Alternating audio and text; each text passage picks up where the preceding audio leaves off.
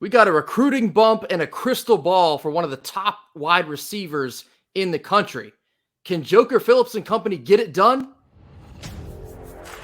You are Locked On Wolfpack, your daily podcast on the NC State Wolfpack, part of the Locked On Podcast Network, your team every day.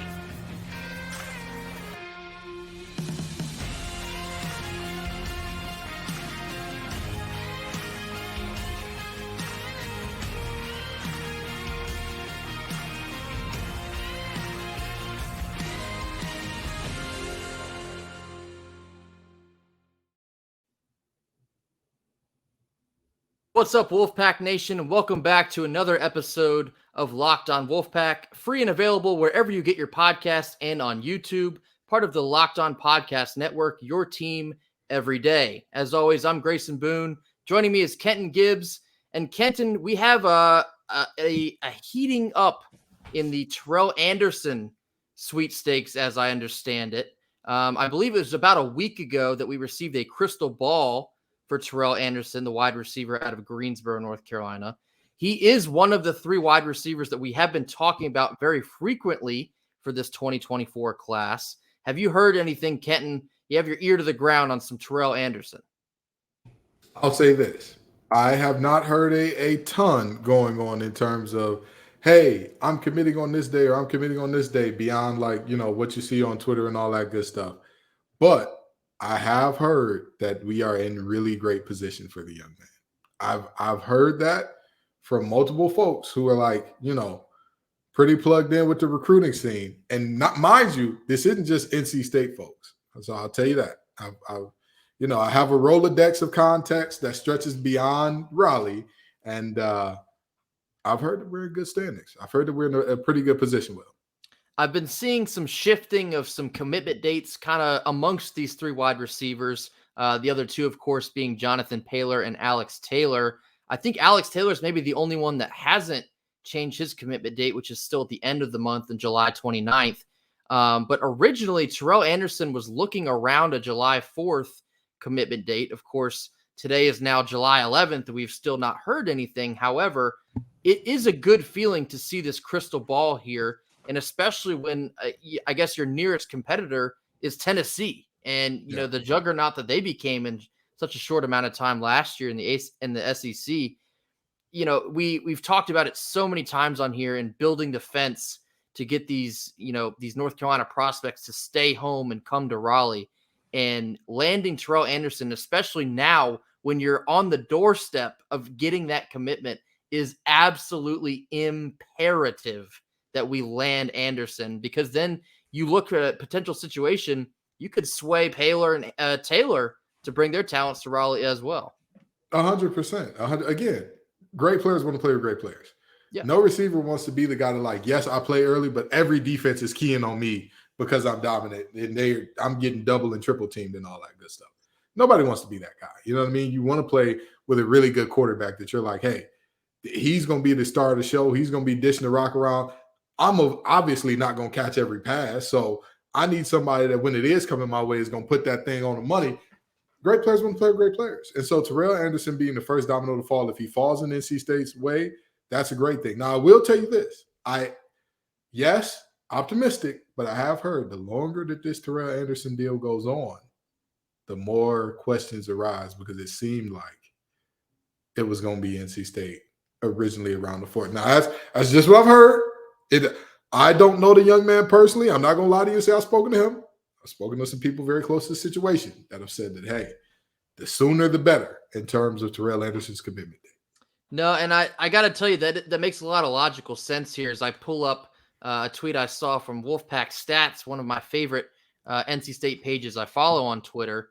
And they noticed there's been a little bit of a recruiting bump in Terrell's rankings, you could say, in terms of his national ranking as a wide receiver and his wide receiver ranking within the state of North Carolina. And so, Kenton, like you just mentioned, the longer this goes on and his, I guess, stock rises, when you're up against a team like a Tennessee that has, a bigger payroll than an NC State does, yeah, you do get to start being a little bit nervous about, the capabilities of us reeling in such a coveted wide receiver here. But, at the same time, just harping on the importance of building this fence within the state. And if it does turn out that Terrell is the first of these three coveted wide receivers to commit, and also to commit to NC State here, you could have a very fast situation in which you have an influx of talent wanting to follow Terrell to Raleigh, and then you have one of the top, recruiting classes in the country if you were to land multiple of these guys, and not just Anderson here. But a massive opportunity that NC State absolutely has to close on here in the next couple weeks. As I mentioned, Taylor's still set on committing at the end of the month. Taylor's sort of all over the place. We don't know exactly what he's looking at, but a lot still to be desired here. I'm anxiously waiting. I need to see something soon because I don't want this to continue to roll on because, this is how it is these days. The NIL, SEC schools, not always going to come out on top. So, even if we were looking at back in the day, right? When a player is, when your school is hot on the player's heels, when y'all are like very intensely into it, and it appears that you're going to land a player, you don't want that thing lingering on. If that player is somebody that is excited about your school and all that, you want that guy on campus immediately. You want that guy committed immediately, because the biggest thing about the commitment, especially in more recent times with social media and all that, as soon as one guy commits, he's going to become a recruiter for the school. As soon as a guy commits, he's instantly, hey, Wolfpack Nation, what's up? Every time a player is thinking about talking to NC State, that player is going to come by. Hey, man, I'm just saying, you team up with me. You see what I'm out here doing, you know what I mean? And come get with me, that type of deal. So it's the sooner the commitment, the better. But obviously, you want to see pen to paper, and you want to see these guys, be locked in and coming to NC State and doing great things in Raleigh. Yeah, it helps, of course. We've talked a lot about having an MJ Morris here waiting in the wings because, of course, a commitment from Anderson, he's not going to be on the team this year, not until next year. But I've seen a lot of this recruiting you're talking about from 2024 quarterback commit Cedric Bailey, and he's been getting a lot of buzz. He's been getting a lot of love recently on the recruiting trail. Of course, he already is committed to NC State, but his humongous 6'6" big frame as a quarterback, it can be very promising to a long, quick wide receiver like a Terrell Anderson or an Alex Taylor. And you look into the future, what's my time in Raleigh going to look like? Who's going to be my potential quarterback there? MJ Morris and Cedric Bailey. And then you look further into the future, 2025 with Will Wilson. It's pretty enticing. I'm no wide receiver myself, but I feel like I like my chances to get the rock in tight situations there. So we certainly hope for the best here. Hoping to hear good news here from Terrell Anderson very soon. Potentially some snowball effect from the rest of them down the road after that. But we're going to kick it to our sponsor today. That is Bird Dogs. Summer is here. It's even been here as we're here in the middle of July now. And you need to be looking your absolute best when you are out and about this summer. Bird Dogs stretch khaki shorts are designed to fit slimmer through the thigh and leg, giving you a truly sculpted look. They do the exact same thing as a Lululemon type short, but they fit even better. They wick away the stink. There's a slimmer fit, and you'll be staying cool regardless of where you are this summer all the time. So what you need to be doing is going to birddogs.com/lockedoncollege or enter promo code in all caps LockedOnCollege for a free Yeti style tumbler with your order. That's birddogs.com/lockedoncollege or promo code in all caps LockedOnCollege for a free Yeti style tumbler. You won't want to take your bird dogs off. We promise you that. All right, Kenton, next big news here. We have some new NC State uniforms to discuss for football. This was released over this past weekend. If you're joining us here on YouTube, I'm showing a picture. I believe this came out from Pack Pride, noting the details here. It is a bit of a simpler look. They've gotten rid of, I guess, the shoulder stripes that a lot of people had kind of moaned and groaned about over the years. So it is a much cleaner, much simpler look. The home look, of course, is still the white helmet, red face mask, red jersey without the shoulder stripes, and then white pants, and then, of course, the away uniform. Well, it is the white uniform, jersey, I should say. And of course, we've seen so many different combinations of the away uniform. It used to be kind of an all white look. I used to tweet every road game, white on white, like baby powder. When they would drop the uniform reveal. That used to be my favorite thing. And it feels like we haven't done that recently. We don't really go for the all white look so much anymore. But Kenton, I want to get into some of our, I guess, best and worst NC State uniforms over the years. We're going to start with some of the best. And I remember you mentioning this all white look from the T.A. McClendon years. Yeah. And your favorite thing, you mentioned these little wolf claw things on the helmet. Why is this your favorite NC State uniform? Oh man, it gets me excited thinking about it. I love the little notches on the helmet to denote that you've done something special or of note for the team. That is, it revs my engine. It gets me going, man. But even beyond that, there is something about this white. There's something about the simplicity of this white and saying like, hey, you don't need to look at the jersey to know who we are. Look at the helmet. See that block S. See that N and that C inside that S? That's who we are. We're coming down, and you're going to see the wolf marks all over the helmet, and that means we're coming. That's what gets. Oh, man. Oh, I get excited just thinking about it. Yeah, I do like these because they are about as simple gets. On the jersey, literally all you have is the ACC logo, and then at the time we were affiliated with Nike, so you have the check there. And then it's just a plain white jersey with the red numbers, white pants, red socks. It's classic. It's a classic NC State look. And, of course, the inverse of this was Phillip Rivers wearing the red jersey. I mean, just the complete opposite of the T.A. McClendon look. But, Kenton, another one of your favorites here was most recently this all-white look with the black lettering. I believe this was for a military appreciation game. I don't remember the year. Was it 2019, you said? I believe so. Yes, I believe so. Because that's Chris Ingram, so it had to be about that time. Yeah. Oh, love it. Love this right here. I mean, if we were doing it, I listen, don't take this the wrong way, but if we were doing smash or pass for jerseys, this would be a super smash. This would be I could wear this to my wedding for Christ's sake. My God. A masterclass of a uniform. I suppose it does look a little bit like a tuxedo. Right? Oh, just what a jersey. The helmets to complement it. And then on top of that, people don't understand how versatile this look is in terms of the gear that you wear with it. We can see Chris Ingram here, for those of you watching on YouTube, with the black sleeves on. But imagine if he wore white sleeves. Would it make the look any worse? No. He went black sleeve, white glove. It worked out great. Imagine the inverse. Imagine he goes white sleeve, black glove. Imagine he goes all white sleeve, white glove, black sleeve, black glove. It's just so many ways. So many ways. I'm going to stop talking about this now before I lose our clean rating. But this jersey here, she's a beaut. She's a beaut.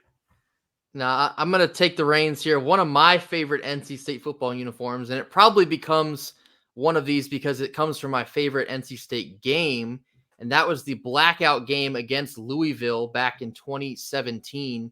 Kind of a fresh take on an all-black NC State uniform, but it had like the metallic colors, the metallic tuffy on the helmet, metallic helmet stripe. Something we hadn't really seen much of from NC State. I enjoyed that they kind of took a stab at something new. I like when teams kind of take a chance with new uniforms. Sometimes they get a little over ambitious, but I think the uniforms that they wore in this Louisville game, it just upped the atmosphere that much more. And of course, everything looks better when you win. And so winning that game, these uniforms will always kind of have a special place in my heart. I think also because we have not worn them again since. It was kind of like a rare occasion type thing, which makes them that much cooler to me. But I also really like the Blood Moon uniforms. I believe these came in 2020, if I'm not mistaken, against Florida State. I've been kind of disappointed we haven't seen these again because I think this is a fresh look as well. We've been kind of dabbling in the black, red, or red, black type uniforms recently. I think it's a different take on NC State because a lot of the old heads kind of, they want their red and white, and I get that because it's tradition, but yeah, I do like the implementation of these black accents into the uniforms. But Kenton, one of the funniest things we kind of saw and look at these uniforms, we're going to now dive into some of the worst looks. And you brought this to my attention. I had actually never seen this uniform before. It's an old school block S, simply just an S. There's no N and there's no C on it. The white uniform, think T.A. McClendon if you're listening to us. The white uniform has a Tuffy on the shoulder pads. On the shoulder. And now, not just on the shoulder, on the top of the shoulder pad. Yeah. Listen, I love the Tuffy logo. I love it on the helmet. I love it on shirts. I love it on polos, jackets, you name it. I don't know who cleared this to put it on the shoulder pads. This is a brutal look. Brutal. Absolutely brutal. So I hope we never get this ambitious with the Tuffy logo again, because that's, I don't know, it's hideous. Another one I hated, this was, I believe it was a military appreciation uniform. Not saying I hate the military, of course, but I believe this was back in either 2015 or 2016. It was kind of an all gray camo. I don't really know. I wasn't a fan of it. It just, I thought they were doing a little too much. I think the gray was just, is overkill. I'm not so much sure that you can do a full gray NC State uniform. I think you can implement it. Like in the 2021 bell tower uniforms. I thought those are pretty cool, but I don't know. These didn't cut it for me. Kenton, what do you think? Hideous. Absolutely hideous. I want the designer of these arrested for embezzlement, because they were clearly stealing from Adidas and saying like, hey, I know just the thing. Make it great. Do you remember, for those of our listeners who were Fairly Odd Parents fans, remember when the Pixies stole color from everything? That's what these jerseys remind me of. It feels like the Pixies stole color from something that could have been fun and exciting. Because imagine this jersey with this is the worst part. If you had done this jersey in red and instead had or if you done it in red or black, and had instead not just done solid gray, you would have had something special here. You would have been on this. You would have been cooking with grease. But this, however, what are you doing? What is the chef in there cooking? Get them out. Get her out. Get them out. Because they just don't know what they're doing. It's stinking there. He ain't cooking nothing. Oh, it's stinking there and not good steak. This is bad steak. This ain't stanky leg. This ain't put some stank on it. This is legitimate. Like, hey, close the door. Light a candle in there type of stuff. Open the window. Yeah, let that out type funk. And then another one that I didn't really like so much, this might be a hot take, is the Ice Wolf uniform, the all white with the metallic kind of accents on it. I wasn't really a fan of these when they first came out. I think the first time we wore them was at home. The second time we wore them was on the road at Syracuse. We ended up losing that game in a heartbreaker, but I don't know. I think the metallic worked on a black uniform, but just not so much for NC State in a white uniform. However, I will say the thing I'm most thankful for that came out of these uniforms was the oversized Tuffy on the helmet. These were the uniforms that kind of brought that to the forefront, and we've seen it ever since, because I think the oversized Tuffy on the helmet is a fantastic look. I think it makes one of our helmets one of the best in the ACC. Yeah. But the uniform itself, just wasn't a fan of that one. And you know what's so interesting? So for the listeners of Locked On Wolfpack, for the viewers here, fun fact, Grace and I only went over one jersey that we did not like before this. We talked about the one from the 80s with Tuffy on the shoulder. Every uniform that Grayson has dropped since then, we have not discussed, and I have hated all of them. This is not like me putting on to be like matching with Grace. This was the jersey that came in second for me in terms of ugliest, because there was so much going on. Yep. It's chaotic. It's just not a good look. Also, metallic silver on white always looks stupid. There's no good way to do that, because when the light hits it, as we see here on Little Ryan Finley, it looks like it blends in with the white, but then the parts that aren't in the light, it's a different color altogether. Come on. And the silver stripe down the side, who are you fooling? Who are you fooling here? What are we like? Knock this off. We know you didn't try that hard. You were just like, all right, let's give them the de facto kit, but let's just change out a few colors. Yeah, one thing I want to scroll back to real fast because I noticed I skipped it. But in these new uniforms that were debuted by Aiden White and Peyton Wilson here, I like the subtle details in the new uniform. Of course, this one's being worn by Aiden White, but you have the ACC logo, you have the new Adidas logo, which is just those 3 bars without the wording. But what do you call that? The collar piece there in the middle, it's a bell tower emblem. I really love that small detail there. Like I mentioned, a bell tower crest at the bottom of the collar is like correct. There you go. That's good. That's a good ball right there. That's good. Ball. Whoever designed this, ball.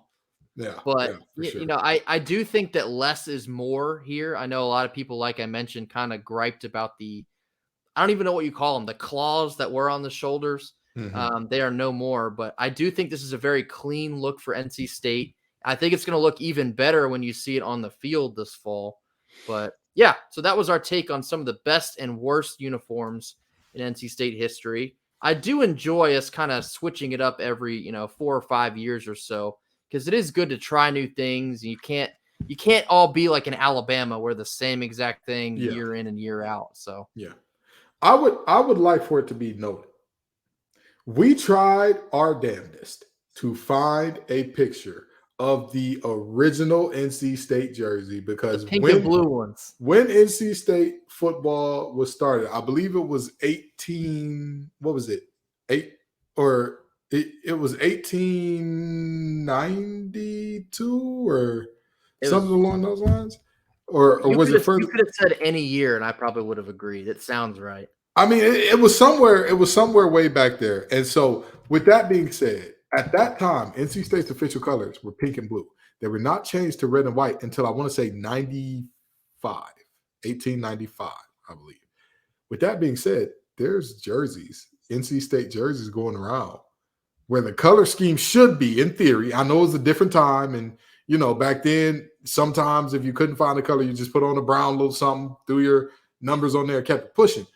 But I would love to see it. I would have loved to see it. Grayson and I went on a hunt for it, and it is our Moby Dick. We just could not find it. We are both Captain Ahab, and we will never give up until we find that original jersey, even if it's not pink and blue. We still want to see what it looks like. Somebody has a picture somewhere. They have to. If you have a picture, send it to us on Twitter.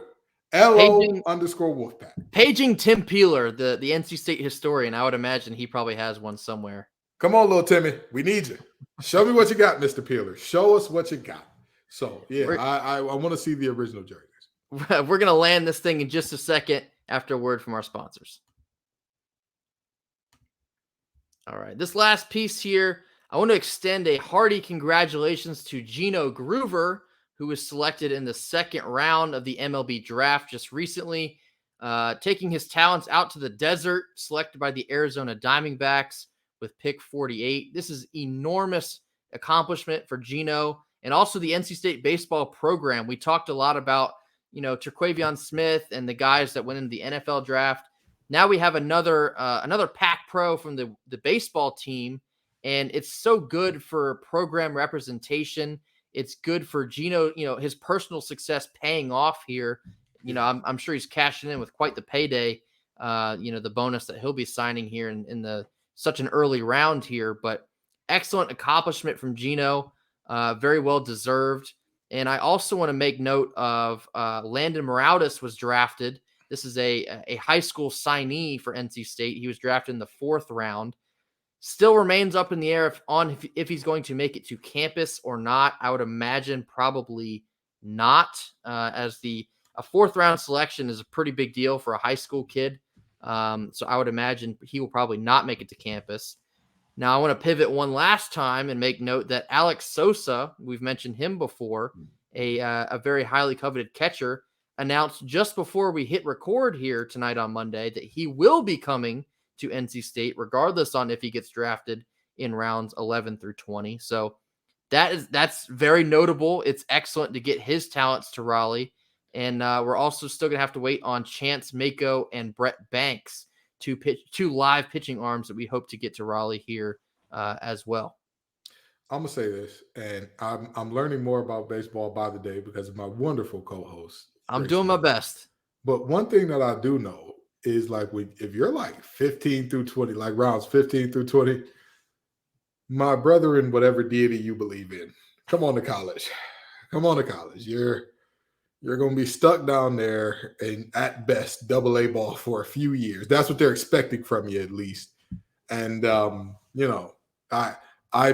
not going to embellish here, but I think that you'd be clearing slightly above the median wage in America. Slightly. By the way, median is like a little over minimum wage, very minorly over minimum wage. So, yeah, that's you'll be doing that and traveling to play the Erie Seawolves. Is that what you really want for your life? And you got to look at, the first couple rounds in the MLB draft and how it went for all these college guys. They were typically the ones making the most money with their slot value and their selections. If you're a guy like a Chance Mako or an Alex Sosa, I'm sure that's probably at the forefront of your brain at this point. You're seeing the value of going to college, showing out, and then getting selected once you put that hard work in. It pays off for a guy here like Gino Groover. It paid off for guys just last year, like a Josh Hood. There's so much value in coming to school and refining your talents rather than, I guess, taking a big leap of faith out of high school. It works out for some, but for most, I believe the best possible route is to go to school. That's good. Baseball, what you got? Oh, I was just going to say baseball isn't a sport where you burn the battery out the same way in football and basketball, to where like, those 2 to 3 years that you spend in college take such a toll on your body potentially that you come out a completely different player than what you would have been had you, gone right away. It's just not that type of sport. If you can play baseball well, you can do it well into your 30s if you're one of the best guys to do it. Even if you're one of the best corners to ever do it, you're the best receiver to ever do it. By the time you're in your 30s, if you're not like a Larry Fitzgerald, Randy Moss, Jerry Rice type guy, Terrell Owens, you're probably going to be out the league. So, So we'll certainly be looking for more news on that front, as the last day of the MLB draft is today, Tuesday. So a couple more names to keep your eye on there. That's going to do it for us here on Tuesday. Thank you, as always, for tuning in, giving us another listen. As always, drop us a like, drop us a comment. Let us know what you think are the best and worst NC State football uniforms in our history. Let us know what you think about the new uniforms, if you think that less is more, and any other comments and concerns. Let us know. We love to hear from y'all, whether it is in the YouTube comments or on Twitter. Anything you got, lay it on us. We will respond as always. Thank you so much for giving us another listen. And as always, go Pack. Go Pack.